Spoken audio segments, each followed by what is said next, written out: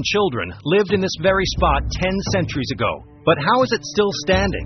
Just like today, the 11th century Christians knew they couldn't just dig haphazardly into the hillside.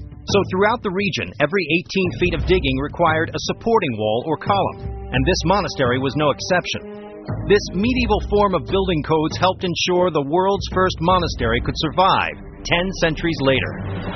When the Ottoman Turks conquered Cappadocia and stumbled upon this subterranean world, they were impressed with the engineering that kept these structures standing.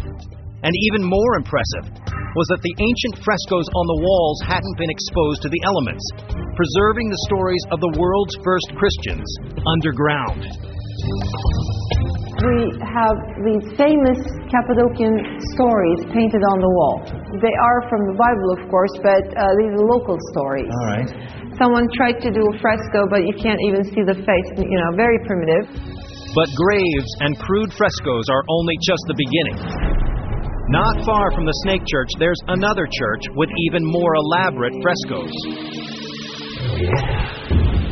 Isn't this beautiful? It's gorgeous. This church was built around the same time as the Snake Church, but its frescoes came later, showing just how much more advanced the Christian artists had become. These are local artists painting these churches, the intermediate ones. But very skilled hand. A very skilled hand, but you really don't see lots of color combination. Reds and blues, basically natural colors. And these churches were normally used to teach Christianity to illiterate people. That means this 1,000-year-old room was much more than a church. It actually doubled as a school of Christianity. In the Middle Ages, it was very rare to find people who could read.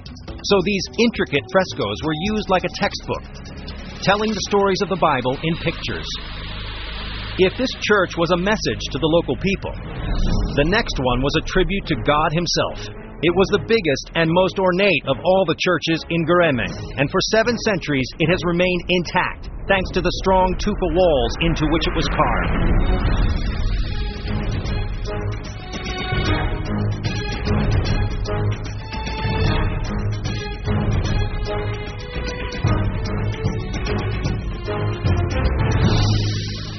Wow. Oh, it's really amazing. Yeah, you can see the difference in sophistication, detail, the color, and ceilings are high. How beautiful. Yeah. Oh, this is spectacular. So this is the first part of the church from 11th, 12th centuries, and these are the frescoes about the biblical stories. So this is the life of Jesus from his birth to his crucifixion. There's so much detail, so much work involved. The frescoes on the ceilings and walls of this cave-turned church rivaled that of any church throughout the Byzantine Empire. Some of the world's finest artists were sent from Constantinople to paint these spectacular murals, a sign of Cappadocia's importance to this emerging religion. But it was the engineering used to build this church that was even more amazing. This is cathedral architecture. Right. I mean, the depth and the height, and there are double layers of columns and inner niches and They've gone to the trouble of details. This church resembles the layout of those of the Eastern Roman Empire. It had an apse at one end to symbolize an opening to the kingdom of God, a main central prayer area supported by 4 columns, and 2 smaller prayer areas to the sides. The design is similar to the churches found in Constantinople, but this one was carved into the ground entirely by hand.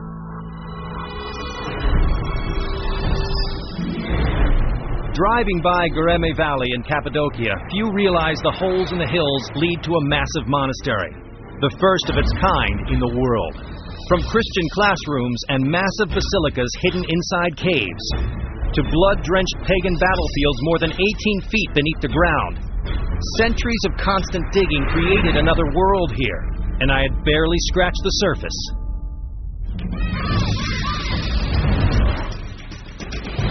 Up next, buried ancient technology that inspired engineering masterpieces. And later, a newly discovered secret left from the Silk Road for the first time ever on TV. Oh my God, it's a whole world in here. Turkey's largest city, Istanbul, is the only city in the world that is split between two continents, Europe and Asia.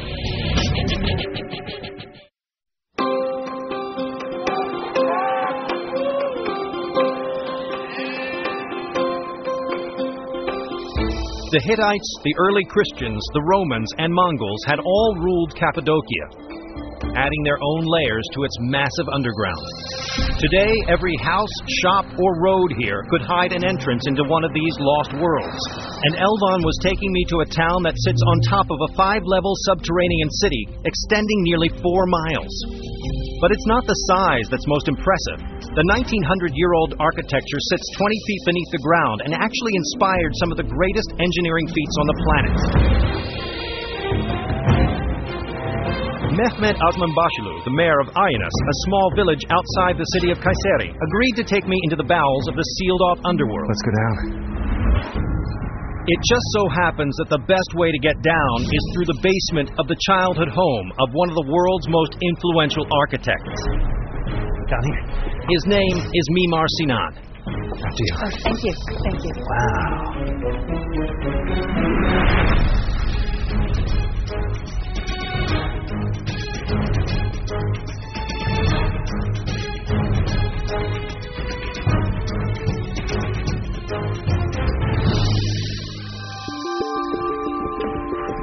So, we are entering into his house here. This is where he lived. They say this is the place when he opened his eyes as a baby, he saw these arches. These arches here? Wow. Yes. So these were actually features of the house. These arches are very important because those are the influence to his later life. Mimar Sinan, born in 1489, right here in this house, went on to build some of the most impressive monuments of the Ottoman Empire. His most famous was the Süleymaniye Mosque. It was built for Sultan Süleyman and standing 170 feet tall, it's the largest mosque in Istanbul. It has one of the biggest unsupported domes in the world. Amazingly, a building of this size could never have been built without the engineering feat found right beneath Sinan's childhood home. It's a triple arch system. This system builds on the same idea as the simple Roman arch. The weight from above is distributed throughout the sides. So with 3 arches sharing a central axis, the load-bearing capacity triples as well. It's a simple but ingenious way to make the most of a single column. But why was the triple arch used here in the first place? This underground city is believed to have been one of the newer ones in the region, first inhabited by the Romans in the 2nd century. As each new generation moved in, they expanded the city both above ground and below. Nervous that the world up above could cave into the one below, they put triple arches throughout the underworld. The technique worked. 1900 years later, these 2nd century walls can still hold up the thousands of pounds bearing down on it from the modern town that continues to grow above. And we go this way. But there's something else that sets this city apart from the rest. Man, look at these little amazing spaces. I mean, it's like a set piece. Today, homeowners have blocked off spaces beneath their homes for storage. But 500 years ago, during Sinan's time, this system was an uninterrupted 3.5-mile-long subterranean factory. I cannot get over how vast this whole underground of this house is. I mean, and this is what kind of room here? They are making iron utensils in this room over here. They melt the iron in that hole. Wow.